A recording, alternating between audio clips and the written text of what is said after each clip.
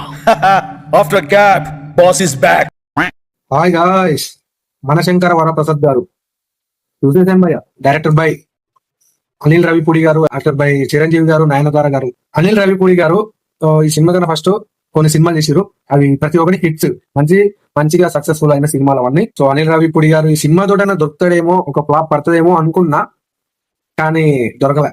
చిరంజీవి గారు ఒక ఫ్లాప్ తో వచ్చారు.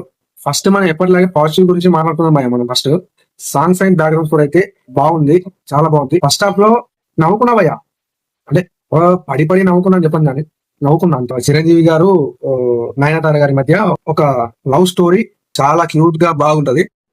నాకు దీంట్లో నచ్చింది ఏంటంటే, హీరోల మమ్మీ అదే వరప్రసాద్ వాళ్ళ అమ్మ శశిరేఖ గారికి చెప్తుంటారు, ఏదైనా గొడవలు ఉంటే వైఫ్ అండ్ హస్బెండ్ చూసుకోవాలి, థర్డ్ పర్సన్ ఇన్వాల్వ్ అవ్వకూడదు.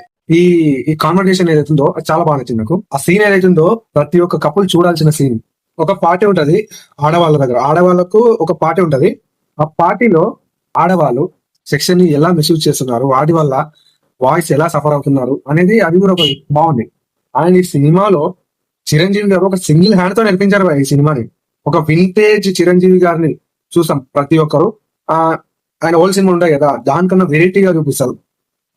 అనిల్ రవిపూడి గారు చాలా బాగా వాడుకున్నారు చిరంజీవి గారిని, మొత్తం అన్ని తెలిసిన వాళ్ళలాగా బాగా వాడుకున్నారు. ఆయన వెంకటేష్ గారి క్యామియో కూడా చాలా బాగా అనిపించింది నాకు. ఇక నెగిటివ్ విషయానికి వస్తే, ఈ సినిమాలో స్టోరీ అంటే ఏం లేదు అయ్యా, చాలా రొటీన్ గా చాలా వీక్ గా ఉంటుంది స్టోరీ. సంక్రాంతికి వస్తున్న సినిమాతో ఈ సినిమా పోల్చితే, సో నాకు సంక్రాంతికి వస్తున్న సినిమా కొంచెం బెటర్ అనిపించింది. సో మీరు కూడా ఈ సినిమా చూసే ఉంటారు అనుకుంటున్నా. ఒకవేళ చూసి ఉంటే మీకు ఎట్లా అనిపించిందో కామెంట్ చేయండి, సబ్స్క్రైబ్ చేసుకోండి, షేర్ చేయండి, లైక్ చేయండి. మళ్ళీ నెక్స్ట్ వీడియోలో కలుద్దాం. Bye bye.